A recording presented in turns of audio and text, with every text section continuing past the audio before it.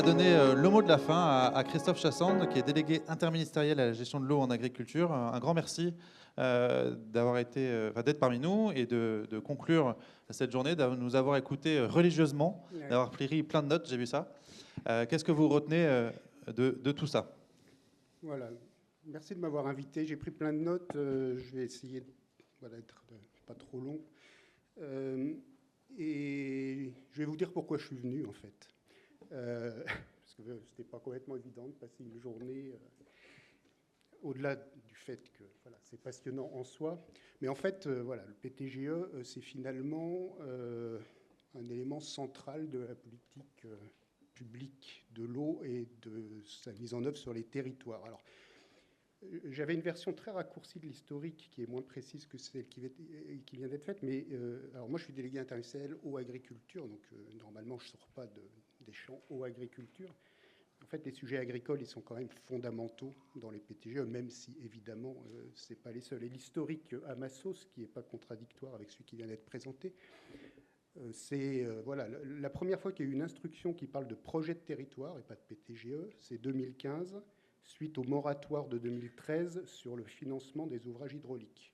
Il y a eu un moratoire, et pour lever ce moratoire, il y a eu une instruction qui disait qu'il faut faire des projets de territoire, et c'est seulement dans ces conditions que les agences de l'eau financeront à nouveau potentiellement. Voilà, donc il y a eu, alors c'était aussi la période de Sivens, etc. Mais il y a eu ça. Et en 2018, il y a eu un rapport, non pas des inspections générales, mais un rapport piloté par un préfet, ancien préfet de région, préfet de bassin, associant quelqu'un de France Nature Environnement et quelqu'un de l'Assemblée permanente des chambres d'agriculture et 2 ingénieurs généraux.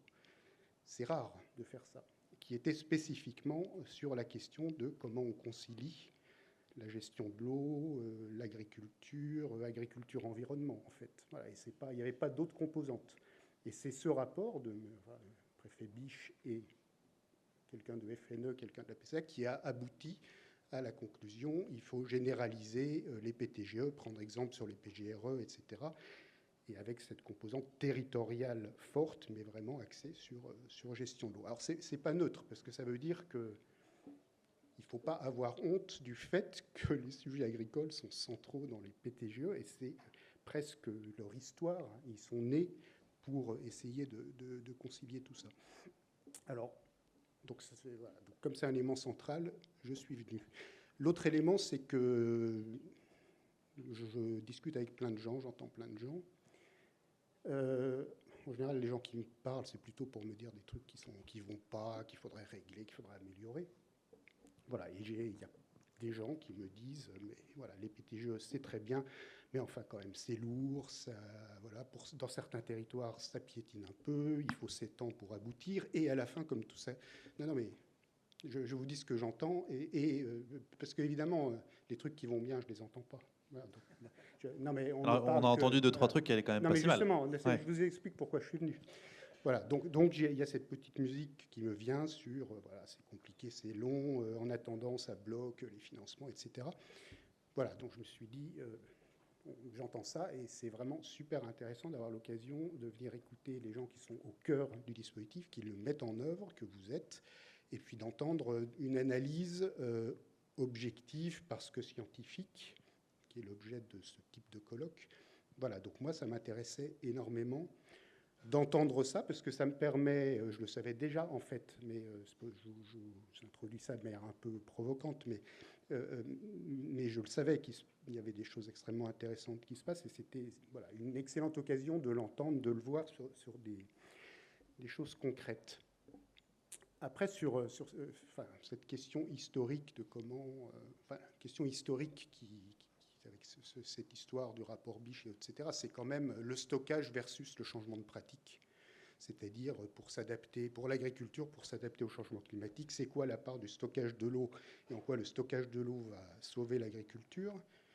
Ça, c'est la version de certains, et puis la version d'autres composantes qui est, mais finalement, on ne peut surtout pas stocker de l'eau, parce qu'en fait, il suffit de faire des solutions fondées sur la nature, il suffit de faire de l'agroécologie, etc.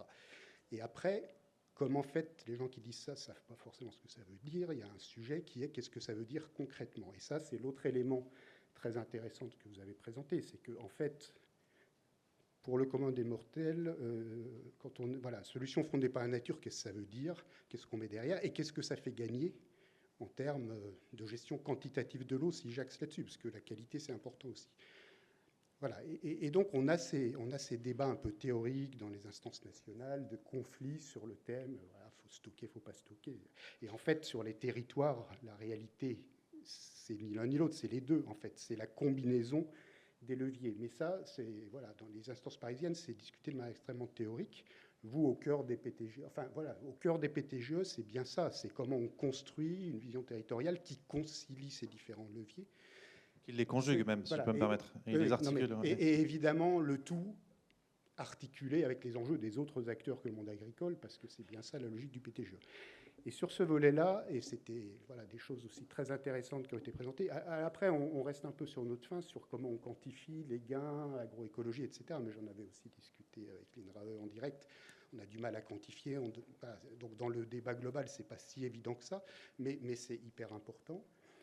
Voilà, mais... bon, je perds un peu le fil de ce que je voulais vous dire. Voilà, mais en tout cas, c'est bien dans vos travaux, dans les PTGE, qu'on arrive à concilier ça, à avoir une vision. Alors, après, dans ce qui a été présenté aujourd'hui, je vois aussi, il y a eu des échanges entre, finalement, projection, prospective. C'était un peu ambigu à certains moments, c'était très clair dans les exposés sur la prospective. Après, il y avait des choses qui étaient plutôt comment on se projette. C'est pas exactement la même chose. Voilà, moi il y a un sujet qui n'est pas facile à cerner, c'est en fait comment on fait sur vos territoires pour imaginer vraiment une vision de l'agriculture projetée à 10 ans, 15 ans, 20 ans, je ne sais pas combien, et comment on fait voilà, pour se mettre d'accord sur une vision de ce que pourrait être une agriculture dans le futur. Et je sens dans certains exposés qu'on est parfois plutôt dans comment on optimise des choses déjà existantes, etc., voilà, sans forcément aller très loin dans des évolutions un peu fondamentales. Puis il y a d'autres endroits où on parle, quand on a parlé plutôt prospective, on va un peu plus loin parce qu'on peut imaginer des choses un peu plus en rupture. Et là aussi, il y a une question de levier, de jusqu'où on va, et ça dépend des territoires, et c'est pas toujours pareil, mais n'empêche que c'est un peu au cœur des discussions, y compris dans les cogitations nationales, c'est-à-dire jusqu'où on projette des évolutions un peu fortes et jusqu'où on projette des optimisations techniques. Et là-dessus, il y a plusieurs philosophies, il y a plusieurs manières de voir les choses, mais on ne s'en sortira pas non plus que par des débats parisiens théoriques. La réalité, c'est vous qui l'avez entre les mains. Mais j'ai senti quand même voilà, il y a cette histoire de est-ce que la prospective, c'est-à-dire imaginer des scénarios qui vont assez loin, est-ce qu'à un moment, ça débouche sur des choix qui consistent à se projeter sur ces scénarios-là? C'est pas du tout évident. Et je trouve que c'était un truc intéressant dans les rebonds entre les exposés. Ce que je retiens, c'est aussi la mise en mouvement que permet cet voilà, exercice prospectif. Et l'autre aspect fondamental, c'est que, évidemment, et ça ressort énormément de ce que vous avez dit, voilà, une fois qu'on a dit, il faut qu'on arrive à se projeter, etc., il y a toute la thématique qui est au centre de ce que vous faites et ce que vous avez présenté aujourd'hui. C'est comment on met les acteurs en mouvement, comment on embarque les gens. Ouais, un autre truc que j'entends aussi, mais vous l'avez dit, c'est une forme d'usure de gens qui finissent par se lasser, par peut-être dans certains territoires ne plus forcément venir, et que finalement ça peut tourner un peu en débat de spécialistes. Et dans certains des exposés, j'ai bien entendu voilà, le souci, notamment sur les travaux prospectifs, de ne pas être en club de spécialistes, mais bien d'ouvrir le plus large possible pour embarquer large et pas que les gens qui sont vraiment au cœur du dispositif. Ça aussi, c'est des éléments d'éclairage importants. Alors, tout ça, c'est un peu en vrac, mais c'est un peu ce que je retiens et qui fait un peu écho, en fait, aux problématiques qu'on rencontre vues du niveau national. Donc, je pense que c'était très éclairant. Le fait d'avoir des outils, voilà, c'était super intéressant aussi de voir qu'il y avait des outils. Alors après, on pourrait débattre finalement ces outils, qu'est-ce que vous pouvez en faire concrètement de manière opérationnelle. Voilà, c'est bien qu'il y ait des outils, mais comment ces outils ils aident à appréhender ces futurs.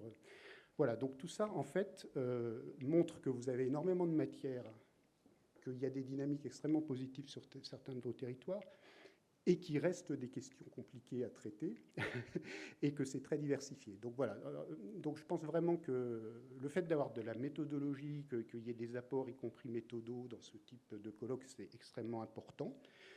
Et puis tout le volet, évidemment, animation, coordination des animateurs, comment vous aider entre vous, c'est quand même fondamental, parce qu'en fait, pour bouger les gens, c'est quand même compliqué, et tout ce qui peut permettre de s'enrichir de l'expérience des autres, enfin voilà, donc tout ce qui a été mis en place pour faire cette animation un peu transversale, c'est évidemment extrêmement important. Enfin voilà, donc c'était un peu un rebond sur ce que j'ai entendu aujourd'hui, donc c'est peut-être pas totalement structuré, mais ça vous donne une idée des sujets qui me paraissent les plus importants pour préparer la suite. Et de toute façon, enfin voilà, des gens, quand il y a des gens qui critiquent les PTGE parce que c'est long, etc., je leur réponds systématiquement, de toute façon, le sujet, c'est pas PTGE, le sujet, c'est que de toute façon, on ne fera pas de la gestion de l'eau sur des territoires sans une concertation avec tous les acteurs pour se mettre d'accord. Et la gestion de l'eau, c'est un projet de territoire. Si on ne se projette pas sur c'est quoi l'évolution de notre territoire, on n'y arrivera jamais. Voilà. Alors après, ça s'appelle PTGE parce qu'on a décidé que ça s'appelait PTGE. Et forcément, ça prend du temps. Voilà. Après, la question, c'est jusqu'où ce temps bloque la capacité à avancer sur des projets concrets, jusqu'où on arrive à concilier ce temps de construction avec des avancées concrètes sur des projets concrets sans forcément être totalement au bout. Tout ça, voilà, tout ça c'est des sujets assez complexes, mais qu'il faut qu'on prenne en compte parce que c'est un excellent outil et qu'il faut absolument qu'on arrive à le faire vivre. Moi, c'est justement ce que j'ai entendu, c'est qu'il n'y avait pas forcément envie de moins de PTGE, mais au contraire de plus après, de PTGE. Et voilà, ce que j'entends dans ce que vous dites, c'est qu'il y a un soutien, on va dire, une envie aussi de l'État et des ministères de soutenir encore cette politique publique et soutenir ces PTGE. De toute façon, il y a pas, dès lors que ça se tend sur des territoires, il n'y a pas 50 000 solutions. Il faut mettre les acteurs autour de la table pour trouver des solutions ensemble. Et ça se tend de plus en plus. Et ça se tend dans des secteurs où il n'y a pas encore de PTGE.